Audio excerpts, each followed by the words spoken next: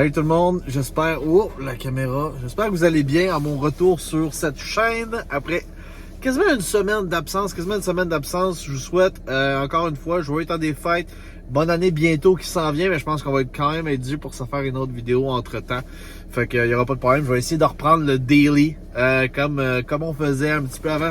Ceux qui sont là depuis le début sur la chaîne le savent, hein, je fais des vidéos à tous les jours normalement sur l'actualité du Canadien de Montréal ou à travers la Ligue nationale de hockey. J'ai eu tellement de problèmes. Je pense que je vais prendre un petit peu de minutes au début de la vidéo pour en parler. J'aurais dû normalement être beaucoup plus actif que ça sur la chaîne durant ces derniers jours. Je pense que ça fait 5-6 jours de suite que je manque à l'appel, au moins une semaine. On a fait partie des gens qui ont manqué d'électricité dans notre coin pendant plusieurs journées. Le 23 au soir, ça l'a shut down, puis c'est seulement revenu vers le 27-28. Fait que c'est ça a pris comme plusieurs jours avant que ça revienne. Et puis là, Canadiens ont joué les 2 matchs back-to-back. Je me suis dit, bon, je vais commenter après. J'ai pris 2 autres journées off. Ça l'a fait du bien. Ouais, donc, c'est ça. Fait que ça explique pourquoi j'ai pas trop été actif sur cette chaîne-là. Mais bon, on va en revenir aux faits. On va en revenir aux Canadiens de Montréal. Je vous cacherai pas que c'est un peu plus décrissant quand même regarder les matchs ces temps-ci. Et je vais être honnête avec vous, les 2 matchs, je ne les ai pas regardés au complet. J'ai regardé une bonne partie, comme je me rappelle, Tampa Bay, j'ai pas écouté la 3e période. Et puis Panthers, c'est la même chose. J'ai quand même écouté une bonne partie du match quand même. J'ai eu le temps d'assister au clean sweep et au hat-trick de Barkov dans le dernier match, dans le fond, contre les Panthers de la Floride. Je dirais pas que c'est des matchs qui sont similaires, mais c'est des matchs quand même où le Canadien s'est fait dominer. C'est des bottom line à la fin de la journée, c'est des matchs où on s'est fait dominer. Contre Tampa Bay, ça a été vraiment difficile, je vous dirais, au niveau des poussées offensives. Hein. On n'a pas généré grand-chose. Et puis, quand on a généré quelque chose, c'était les largesses de Vasilevskiy qui nous les ont permis. Vasilevskiy qui roule très bien encore depuis le début de l'année, puis il prouve encore une fois pourquoi c'est un des meilleurs gardiens de but de la Ligue nationale de hockey. Le problème, c'est que des fois, je dirais pas qu'il est cocky, mais je dirais que certainement... il fait des jeux un peu brouillons lui-même, que lui-même cause en fait. Je sais pas si vous l'avez vu, mais souvent il remettait la rondelle prématurément dans le jeu. Mauvaise communication avec le défenseur. On était capable d'un peu profiter de ces largesses-là, mais on n'est jamais capable d'enfiler l'aiguille. Et puis, c'est vraiment une équipe qui est tout simplement meilleure que le Canadien. Genre en ce moment, c'est juste terrible. Puis le club en général va pas super bien. Entre les 2 matchs, on a décidé de cut notre jeune joueur qui commençait, là, Monsieur Richard, qui a fait un but, le jeune Richard, mais le problème, c'est que on l'a rayé de l'alignement. Je sais pas pourquoi. Je trouve que c'est un joueur d'énergie. C'est un joueur qui est très, très rapide. C'était le retour de Brendan Gallagher contre la Floride. Et puis, on s'était quand même ennuyé un peu de Brendan là, pour ce qui est de son énergie, son intensité, sa robustesse. Parce que sinon, Brandon ne peut pas amener grand-chose. C'est pas une machine à générer de l'offensive. Je pense que j'aime beaucoup le rôle qu'on lui donne de bumper en avantage numérique. Je crois que c'est sa place. Il y a beaucoup de gens qui vont me dire le contraire et qui seront pas contents que je dise ça. Je le trouve pas mauvais à faire ce job-là de bumper. Même que je pense que je l'aimerais peut-être mieux encore en avant du net que de faire le bumper. Le bumper, je verrais énormément Slavkovski faire ça. Parce que sur la 2e unité, ça te prend un tireur sur les flancs. Fait que t'as besoin de Slavkovski sur les flancs. Fait que je comprends cette idée-là, mais je pense que Slavkovski bumper serait excellent. En tout cas, j'envoie ça à l'univers. Sinon, il y a des joueurs que je voulais absolument mentionner qui avaient bien fait. Arber Xhekaj nous prouve encore une fois qu'il va défier les odds toute la saison. Pour ce qui est de son temps de jeu à égalité numérique, en avantage numérique. Ce gars-là a un bon tir de la pointe. Il est dangereux. Et je suis content qu'il est capable de pallier le vide que Jeff Petrie a laissé derrière lui parce que présentement, Matheson ne joue pas. Toujours blessé. Ou quand il joue, il est très ordinaire présentement. Puis, c'est dommage parce que, je le répète, Matheson avait connu un bon camp d'entraînement et puis je faisais partie des gens qui étaient hype, qui étaient très heureux de cette transaction-là. Présentement, ça commence à être difficile. Du côté de Matheson, il va falloir qu'il nous prouve qu'il est capable de revenir au jeu au même niveau d'intensité qu'il était capable de faire avant son départ. Sinon, de qui d'autre je voulais absolument parler?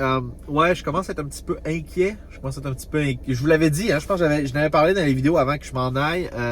J'étais un petit peu inquiet de la production de Nick Suzuki et Cole Caulfield, principalement Nick Suzuki. Je trouve qu'il joue pas avec la même énergie, la même intensité. Il m'a l'air frustré présentement. Et ça me fait chier parce que c'est mon joueur préféré. Ça me fait vraiment chier. Puis il a même lâché des commentaires comme quoi que c'était terrible là, le travail en avantage numérique puis l'intensité tout court des gars. Je pense que l'équipe est due pour un peu de magie. Je sais pas ce que vous en pensez. Je pense que là on est dû pour un peu de magie si on veut reconnaître du succès. Peut-être qu'il y a des gens qui vont être contents quand même qu'on accumule les défaites. Puis je serais pas de ceux-là qui seraient super contre ça non plus. Là, je veux dire, on est bien parti pour aller chercher un bon choix de repêchage quand même. Fait que je suis pas contre de laisser ça aller. Mais pour ce qui est de la philosophie de l'équipe et le désir de vouloir gagner, depuis le début de la saison, mettons pas depuis le début de la saison, mettons les 25 premiers matchs. Les 20-25 premiers matchs, on perdait, mais on avait des matchs relevés. Puis c'était plaisant à voir. Est-ce que les 2 derniers matchs, c'était des matchs plaisants à voir puis des matchs relevés? Pas nécessairement. On a eu un peu un match contre la Floride là, quand on est monté à 3-2. On avait un match. Mais ça n'a pas duré encore longtemps. Et puis, Bobrovski était à chier en plus, selon moi. Là. Puis on n'a pas été capable de profiter de ça non plus. Je trouve qu'on n'a pas des matchs relevés. On n'a pas des matchs à haute intensité. On a un peu le cordon du cœur qui traîne dans la marde, si vous voulez mon avis. Fait que ouais, je suis un petit peu déçu. Je suis un petit peu déçu de où est-ce qu'on s'en va présentement avec notre club. J'espère vraiment que... Oh, il y a quelqu'un sur le pont. Il y a quelqu'un vraiment pas loin de mon char qui regardait ce que je faisais. Oui, je suis en train de faire une vidéo YouTube, madame. C'est correct, vous pouvez passer à autre chose. Mais sinon, ce que je voulais en venir... Ok, ouais. Dadonov, vous le voyez, hein, fait souvent la navette in and out de l'alignement. Je pense que ça c'en est un autre que lui aussi, là, bottom line, on est plus capable. Plus capable de lui, plus capable de le faire jouer nulle part dans n'importe quelle unité. Ça va mal. Il y a tellement de joueurs qui me déçoivent. Même Kirby Dach, présentement, pas dans de bonne séquence. Puis Kirby Dach, je comprends aussi qu'on veut le faire jouer au centre.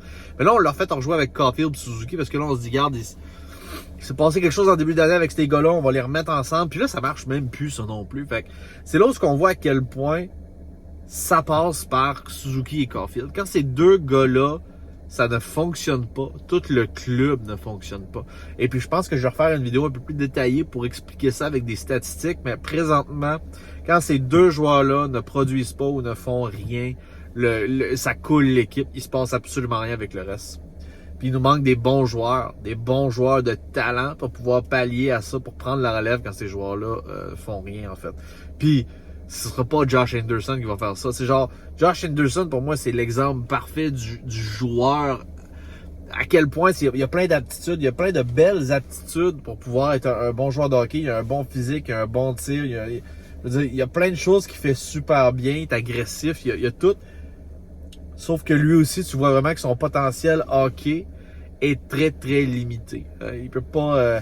s'il manque sa première chance, il consolidera pas sur la deuxième. Puis c'est pas lui qui va générer, qui va créer non plus une méga opportunité, une méga chance de marquer, si ce n'est que quand il décolle nord-sud dans le fond, à pleine vitesse. Sinon, il se passe absolument rien avec lui non plus.